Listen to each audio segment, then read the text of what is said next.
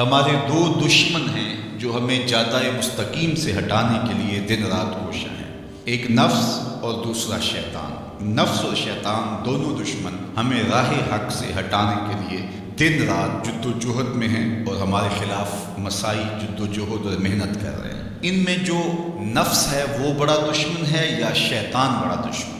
عمومی طور پہ تو یہ کہا جاتا ہے کہ شیطان نے ہمیں ورغلا دیا، لیکن شیطان جب خود ورغلایا گیا، شیطان جب شیطان بنا تو اس وقت کوئی دوسرا شیطان تو نہیں تھا جس نے شیطان کو ورغلایا، وہ نفس تھا جو شیطان کو بھی شیطان بنا۔ نفس کے اندر سے سر اٹھا کے کہا تھا نا، آنا خیر منہ، میں بہتر ہوں، اور باقاعدہ دلیل کھڑی کر لی اس کے نفس نے، خلقتنی من نار وخلقتہ من طین، مجھے تو نے آگ سے پیدا کیا ہے، اسے تو نے مٹی سے پیدا کیا۔ مٹی افضل نہیں ہوتی، مفضول ہوتی ہے، اور آگ اٹھتی ہے اوپر کو جاتی ہے، یہ افضل ہے، لہٰذا افضل مفضول کو سجدہ کیسے کرے؟ میں سجدہ نہیں کروں گا۔ باقاعدہ اس کے نفس نے ایک دلیل تراش، اللہ اگر چاہتا اس کی دلیل کے بخی اور جھیڑ کے رکھ دیتا، لیکن اللہ تعالیٰ نے اس کی دلیل کا جواب دینے کی بجائے کہا جا میرے دربار سے نکل جا۔ اس نے کہا مالک مجھے مہلت دے دے، کہا جا قیامت تک تجھے مہلت۔ اللہ اکبر۔ تو اب شیطان کو شیطان بنانے والا نفس ہے جس نے اندر سے کھڑے ہو کے کہا انا خیر منہ، میں بہتر ہوں۔ اس میں نے شیطان کا بیڑا غرق کر، انانیت اسے کہتے ہیں، انا خیر منہ، اس سے انانیت ہے، میں بہتر ہوں۔ ایک بزرگ تھے، انہوں نے ساری زندگی اپنی زبان پہ لفظ میں نہیں آنے دیا۔ وہ فرماتے تھے یہ وہ لفظ ہے جس نے شیطان کا بیڑا غرق۔ تو وہ اس مفہوم کو ادا بھی کرنا چاہتے تو بالفاظ دیگر کر۔ کسی نے سنا کہ فلاں شخص ہے، اس کی زبان پہ کبھی میں کا لفظ نہیں آیا، تو اس نے کہا لو اس کی زبان پہ یہ لفظ کیوں نہیں آیا؟ میں چاہتا ہوں اور ان کی زبان پہ یہ لفظ آئے ہی آئے۔ ہر شخص کی اپنی ترجیحات ہوتی ہے۔ ایک مہم پہ نکلا کہ ان کی زبان پہ لفظ میں لے کر آ گیا۔ حضرت بیٹھے تھے، حضرت ایک مسئلہ پوچھنے آیا، بیٹا پوچھئے۔ کہا شیطان کو کس چیز نے برباد کیا تھا؟ حضرت اب تو بولیں گے نا کہ میں نے اس کا بیڑا غرق کیا تھا، کہوں گا جیسے بھی زبان پہ لفظ تو آئے گیا۔ اور شیخ بھی بڑے سمجھدار تھے، سمجھ گئے اس کی نیت کے کھوٹ کو کہ یہ کیوں آیا ہے اور یہ مسئلہ کیوں پوچھ رہا ہے۔ ہر مسئلہ تفہیم کے لیے نہیں پوچھا جاتا، اس کے مقاصد اور بھی ہوتے ہیں، اور اہل اللہ کو اللہ نے وہ بصیرت دی ہوتی ہے جو سائل کے انداز سے سمجھتے ہیں کہ اس کے مقاصد۔ تو کہا حضرت پوچھنے آیا ہوں کہ شیطان کو کس چیز نے برباد کیا؟ حضرت فرمانے لگے نماز کا ٹائم ہو گیا، ابھی جماعت کھڑی ہونے والی ہے، نماز کے بعد اس پہ بات کر۔ خیر نماز ہوئی، سلام پھرا تو حضرت خود فرمانے لگے کسی نے پوچھا تھا کہ شیطان کو کس چیز نے برباد کیا؟ جواب دینا چاہ رہا ہوں، کس نے پوچھا تھا؟ جھٹ کھڑا ہو گیا میں نے۔ کہا بس اسی نے اس کا بیڑا غرق کر دیا۔ تو انانیت میں جو ہے یہ شیطان کو شیطان بنانے والی، نفس جس نے اندر سے سر اٹھایا ہوگا آنا خیر منہ، میں بہتر ہوں، تو یہ شیطان کو شیطان بنانے والا نفس ہے۔ تو نفس شیطان سے بھی بڑا دشمن۔ اب ہمارے ساتھ دو بڑے دشمن لگے ہوئے، ایک شیطان اور دوسرا نفس، اور دونوں ہمارے باطن کو اجاڑنے کے لیے، ہمارے من کو بے چراغ کرنے کے لیے، ہمارے اندر کی روشنیاں بجھانے کے لیے دن رات کوشش۔ ایک تنہا ناتواں اکیلی جان، دو دشمنوں کے نرغے میں، اور دونوں دشمن بڑے تگڑے اور بہت طاقتور، اور ہر وقت ہمارے اوپر حملہ آور۔ الشیطان جاسم علی قلب ابن آدم فاذا ذکر اللہ خنس واذا غفل وسوس۔ حضرت نبی رحمت صلی اللہ علیہ وآلہ وسلم نے ارشاد فرمایا شیطان اولاد آدم کے دل پہ قبضہ جماتا ہے، اور جب بندہ غافل ہوتا ہے تو یہ وسوسے ڈالتا ہے، اور جب بندہ اللہ کا ذکر کرتا ہے تو یہ بھاگ جاتا ہے۔ تو شیطان وسوسہ اندازی کرتا ہے، باطن کو اجاڑتا ہے، من کو لوٹتا ہے۔ نفس اور شیطان دو بڑے دشمن تھے جو ہمیں جادہ مستقیم سے بہکانے کے لیے دن رات کوشاں تھے۔ اب اللہ کا کرم دیکھیے، اذا دخل رمضان سلسلۃ الشیاطین، جب ماہ سیام جلوہ فراز ہوتا ہے تو شیاطین جکڑ دیے جاتے ہیں۔ جو ہی ماہ سیام شروع ہوتا ہے، چاند طلوع ہوتا ہے، تو شیاطین جکڑ دیے جاتے ہیں۔ پورا مہینہ وہ آزاد نہیں رہتے، جکڑ دیے۔ سلسلۃ الشیاطین، یہ جو مسجدوں کے دروازے کھل گئے، جہاں 1.5 صف ہوتی تھی وہاں 5 صف تراویحوں میں ہیں، تو یہ شیطان کے بند جانے کی وجہ سے۔ لیکن مہنگائی کا طوفان ہے، بد نگاہی ہے، بد تہذیبی ہے، جھوٹ ہے، دیگر امور بد بھی جاری ہیں، یہ نفس کے موجود ہونے کی۔ نیکی کا ماحول پیدا ہوا یہ شیطان کے بند جانے کی وجہ، لیکن ہماری برائیاں بدستور موجود ہیں یہ نفس کے موجود ہونے کی وجہ سے۔ اب ہمارے لیے آسانی یہ ہو گئی کہ دو دشمن تھے جن کا ہمارے سے مقابلہ تھا، ایک نفس اور دوسرا شیطان۔ ہمارے لیے یہ سہولت ہو گئی کہ ہمارا ایک دشمن باندھ دیا گیا، اب دشمن ایک ہے جس سے ہم نے ماہ سیام میں، اور وہ دشمن کون سا ہے؟ نفس۔ اب نفس کا مقابلہ اتنا آسان بھی بہت ڈاڈا دشمن ہے، اندر کا دشمن ہے، گھر کا بھیتی ہے۔ باج فقیراں کسے نہیں ماریا، باہو ظالم چور اندر دا۔ یہ بڑا سخت اور بڑا شدید قسم کا دشمن ہے۔ یہ اس کی چالیں بہت باریک، شیطان کی چالیں بھی بڑی باریک ہیں اور نفس کی چالیں اس سے بھی زیادہ باریک۔ اب کیسے مقابلہ کریں گے؟ شیطان بھی ہماری متاع عمل کو لوٹنا چاہتا ہے، حتیٰ کہ ہمارے ایمان کو برباد کرنے پر تلا ہوا ہے، اور نفس بھی چالیں چل رہا ہے، اور ہم اپنی زندگی لاؤبالی میں گزارتے چلے جا رہے ہیں۔ ہمیں پتہ ہی نہیں کہ ہم موت کے کتنا قریب ہو رہے ہیں، اور شیطان ہمارے اوپر، نفس ہمارے اوپر حملہ آور ہے، اور یہ چاہتے ہیں ٹھیک ہے یہ چلتا رہے، یہ رسمی زندگی گزارتا رہے، کوئی بات نہیں، اس کے اندر کو ہم لوٹ لیں۔ اور یہ دونوں دن رات لگے ہوئے۔ ماہ سیام آیا تو ہمارا ایک دشمن بند گیا، ہمیں تھوڑی سی سہولت مل گئی۔ اب ایک ہی دشمن باقی ہے جس سے مقابلہ کرنا باقی ہے، اور وہ ہے نفس۔ اب نفس سے مقابلہ کیسے ہوگا؟ تو کسی ایکسپرٹ سے پوچھیں کہ جناب نفس ہے، ہم کمزور ہیں، شیطان دشمن ہمارا بندہ ہوا ہے، 2 محاذ کھلے تھے تنہا جان کے لیے، ایک محاذ بند ہو گیا، اب ایک ہی محاذ ہے، مقابلہ کرنا ہے تو کیسے کرنا؟ اللہ اکبر۔ تو ہم اقبال کی بارگاہ میں عرض کیا کہ آپ بتائیے۔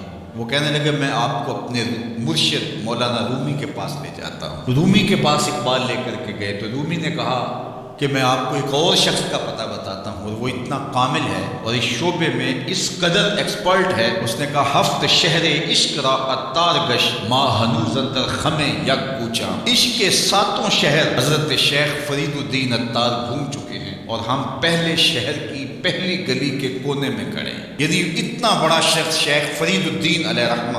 تو کہا وہ بتائیں گے تمہیں کہ نفس کا مقابلہ کیسے کرنا ہے۔ رومی کہتے ہیں کہ وہ میرے بھی استاد ہیں، رومی کہتے ہیں کہ وہ میرے بھی ہادی و مرشد ہیں۔ جس عشق کے شہر میں میں داخل ہوا ہوں اور ابھی کونے پہ کھڑا ہوں، اس طرح کے 7 شہر وہ گھوم کے بھی آئے ہیں۔ آؤ ان سے پوچھتے ہیں کہ جناب نفس قابو کیسے کریں؟ تو شیخ فرید الدین اتار نے کہا نفس نتواں کشت الا باسے چیز بات گوئم یادگیرش اے عزیز۔ نفس نہیں مرتا، لیکن 3 اسلحے اگر آپ کے پاس ہوں تو یہ نفس ٹھہر بھی نہیں سکتا۔ غور سے سن لیجئے، روحوں میں اتار لیجئے، اور زندگی میں ہمارا مقصد ہے اس نفس کا مقابلہ کرنا۔ شیطان کا مقابلہ کرنا بھی ہمارا مقصد ہے، اور نفس کا مقابلہ کرنا بھی ہمارا مقصود زندگی ہے۔ ساری زندگی فریب میں ہم میں نہیں گزارنی، زندگی تیزی کے ساتھ گزر رہی ہے اور ہم آغوش موت میں اترنے والے ہیں۔ تو یہ ڈاڈے دشمن ہماری متاع عمل لوٹ رہے ہیں، ہمارے کیے ہوئے عمل کو عجب سے، تکبر سے، ریاکاری سے برباد کر دیتے ہیں۔ ہمیں پہلے عمل کی طرف جانے نہیں دیتے، پھر عمل کے اندر وسوسے ڈالتے ہیں، پھر عمل ہو جائے تو اس کو پھر برباد کرنے کی کوشش کرتے ہیں۔ کتنے ڈاڈے دشمن ہیں جن کے درگے میں ہم پھنسے ہوئے ہیں۔ تو پھر ہمیں کوئی بندہ مل گیا ہے جو بتا رہا ہے کہ جناب اس کا مقابلہ ایسے کریں گے، تو پھر آج کی سن لیں ہم اور غور کر لیں اور اپنے اندر اتریں۔ تو شیخ فرید الدین اتار ہمیں بتا رہے ہیں، تو سنیے وہ کیا کہہ رہے ہیں۔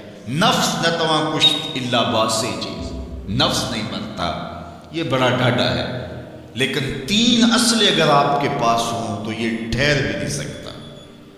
وہ 3 اسلحے کون سے ہیں؟ خنجر خاموشی و شمشیر جو، نیزائے تنہائی و ترک ہجو۔ ایک خاموشی کا خنجر، دوسرا بھوک کی تلوار، اور تیسرا تنہائی کا نیزہ۔ یہ 3 اسلحے تمہارے پاس ہوں تو پھر نفس ٹھہر بھی نہیں سکتا۔ خاموشی کے خنجر سے نفس پہ وار کیا جا سکتا ہے۔ میرے اور آپ کے آقا مولانا نے فرمایا من صامت نجا، جس نے خاموشی اختیار کی وہ نجات پا گیا۔ ہماری زندگی کے جتنے بھی برے اعمال ہیں ان میں سے سب سے زیادہ برے اعمال ہماری زبان کرتے ہیں۔ ہمارے ہاتھ بھی گناہ کرتے ہیں، کسی پہ ظلم کریں تو گناہ کرتے ہیں، ہمارے پاؤں بھی گناہ کرتے ہیں، برائی کے اڈے پہ چل کے جاتے ہیں، ہماری آنکھیں بھی گناہ کرتی ہیں، ہماری سوچیں بھی گناہ کرتی ہیں، ہم حرام کمائیں کھائیں تو پیٹ بھی ہمارا گناہ کرتا ہے، لیکن سب سے زیادہ گناہ ہماری زبان کرتی ہے۔ جھوٹ یہ بولتی ہے، غیبت یہ کرتی ہے، بہتان یہ لگاتی ہے، گالی گلوچ سب و شتم یہ کرتی ہے، گلے شکوے کا انداز، ناشکری کا لہجہ یہ اختیار کرتی ہے۔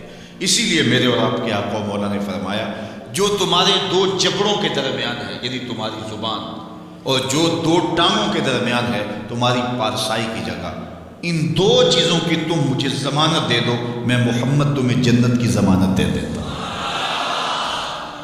تو اپنی زبان کی حفاظت کرنی ہے۔ دیکھیے یہ سننے کے لیے چیزیں نہیں ہیں محض، بلکہ ان پر ہم عمل کریں۔ اور آج سے ہی دیکھیے یہ موسم رحمت ہے، رحمت کی برکھا برس رہی ہے، اور یہ موسم نور ہمارے سیکھنے کے لیے ہے۔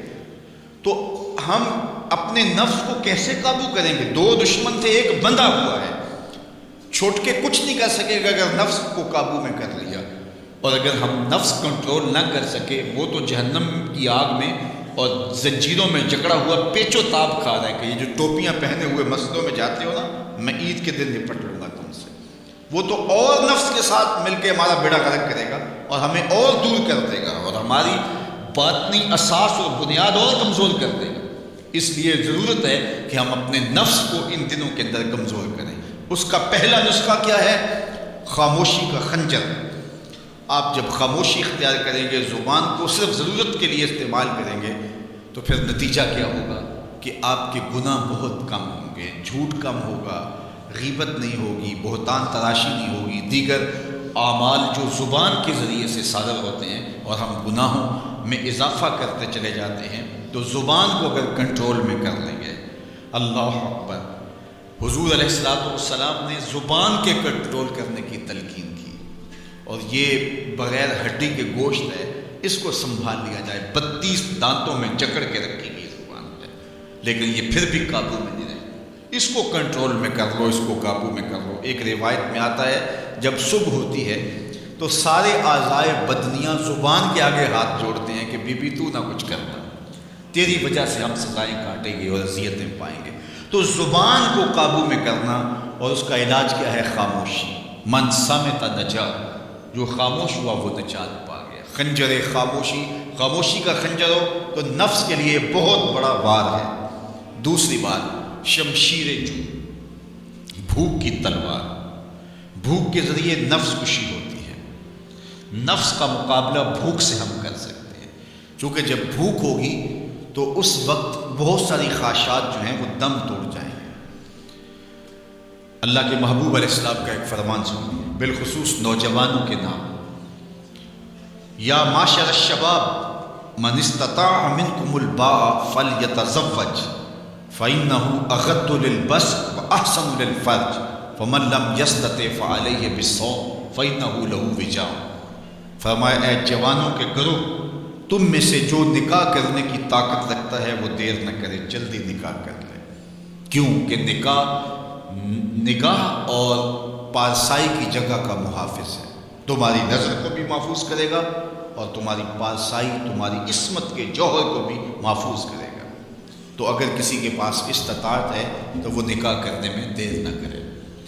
فَإِن لَمْ يَسْتَطِعْ، اور اگر کوئی طاقت نہیں رکھتا، اس کے حالات ایسے نہیں ہیں کہ وہ نکاح کر پائے، فَعَلَيْهِ بِالصَّوْمِ، تو فرمایا وہ کثرت کے ساتھ روزے رکھے۔ فَإِنَّهُ لَهُ وِجَاءٌ، روزے اس کے لیے قاطع شہوات ہیں اور اس کی مشکلیں آسان کرنے والے ہیں۔ تو نوجوانوں کو اگر استطاعت نصیب ہو جائے تو وہ شرم نہ کریں، وہ نکاح کی طرف بڑھیں تاکہ ان کی عصمت کے جوہر کی حفاظت ہو سکے۔ لیکن کسی وجہ سے نکاح میں تاخیر ہے تو پھر وہ کثرت کے ساتھ روزے رکھیں۔ روزوں کی کثرت گناہ سے، شہوات سے، برائی سے، گناہوں سے انسان کو بچاتی ہے۔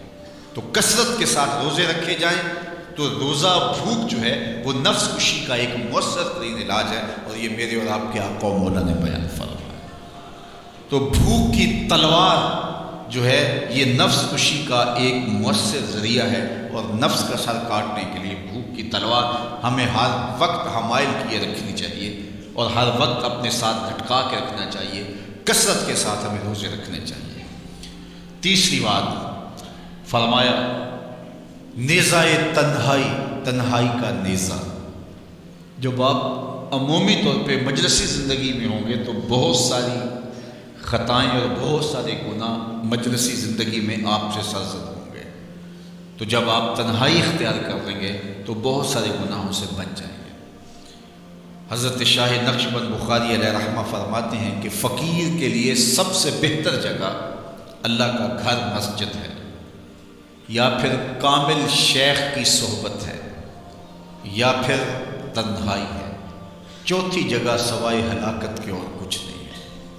العافیۃ فی العزلہ، عزلت میں، تنہائی میں عافیت رکھی گئی ہے۔ اس لیے اپنے آپ کو ایسے ہجوم میں، ایسی جگہوں پہ لے جانے سے روکیں، اپنے آپ پر ضبط کریں جہاں نظر پاک نہیں رہتی، جہاں خیال کی پاکیزگی کا سامان نہیں رہتا، اور جہاں آپ کی جو ہے وہ آپ کی زبان محفوظ نہیں رہتی۔ دوستوں کے ساتھ بیٹھیے، آپ عزیزوں رشتہ داروں کے پاس جائیے، ضرور ملاقات کیجیے، لیکن اس کا ایک اعتدال ہونا چاہیے۔ اگر آپ سمجھتے ہیں کہ کسی جگہ جاتے ہوئے، کسی جگہ پہنچ کر آپ کی نظر میں پاکیزگی نہیں رہے گی، خیالات میں گندگیاں گردش کرنے لگ جائیں گی، سوچوں میں آوارگی آنے لگ جائے گی، تو وہ شادی کی تقریب ہو یا کوئی اور تقریب ہو، وہاں جانے سے اپنے آپ کو روک لیں، کیونکہ وہاں جا کے آپ اپنا کوئی فائدہ نہیں کر رہے، اپنا نقصان کرنے جا رہے ہیں۔ تو جہاں آپ کو یقین ہو کہ آپ وہاں اپنے آپ کو بچا نہیں پائیں گے، اپنی حفاظت نہیں کر پائیں گے، تو وہاں سے تنہائی بہتر ہے، وہاں سے عزلت بہتر ہے۔ تو یہ تین چیزیں ہم اگر کر لیں تو یہ نفس کشی کا ایک مؤثر ذریعہ ہے۔ اب ماہ صیام کے اندر اللہ تعالیٰ یہ تینوں چیزیں ہمیں نصیب کرتا ہے۔ ہم زیادہ بولتے نہیں ہیں، روزے سے ہوتے ہیں، بلکہ فرمایا اگر تم سے کوئی شخص بحثے، کوئی الجھے، کوئی لڑائی کرنا چاہے، بدتمیزی کرے، تو اس سے کہو انی صائم، میں روزہ رکھا ہوا ہے۔ اور اس طرح بھوک تو میسر ہوتی ہی ہوتی ہے۔